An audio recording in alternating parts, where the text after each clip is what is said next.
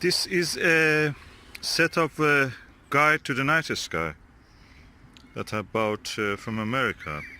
Each volume is around 400-500 pages, and they have put it nicely in this box. Of course, I bought it from the importer in the UK. They packaged it for me like that, and I'm looking forward to open it. I've now opened the package. Let's see what is inside. It's very well packaged actually. Oh, look at this huge volume. The Night Sky Observer's Guide Volume 4. That looks really impressive.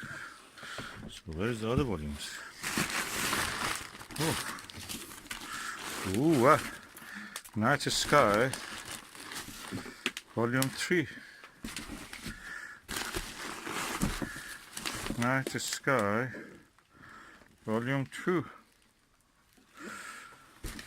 And Night Sky Observer's Guide Volume 1. That's the best after the Celestial Burn Handbook of Burnham. And oh, that's impressive. Oh, I'm so impressed. Let me just open the books itself. Ah, look at that. The books are so well packed. Look at this, volume 1. And the rest of the volumes. I will have a book review later, but this is the most comprehensive guide to night sky ever. And I think that, to be honest, I wish I've written it myself.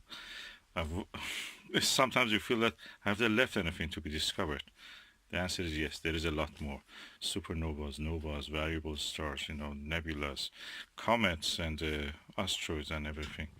Unpredictable things. Okay, Night Sky Observer's Guide Volume 1, Winter and Autumn, Volume 2, Spring and Summer, and Volume 3 is the Southern Skies. And Volume 4 is the Night Sky Observer's Guide Volume 4, The Glories of the Milky Way, to minus 54 degrees south. It's amazing. This is the book that you must have. It's hundreds probably of the astronomers giving their notes and drawings and photographs to make these 4 volumes of book. It's an amazing book.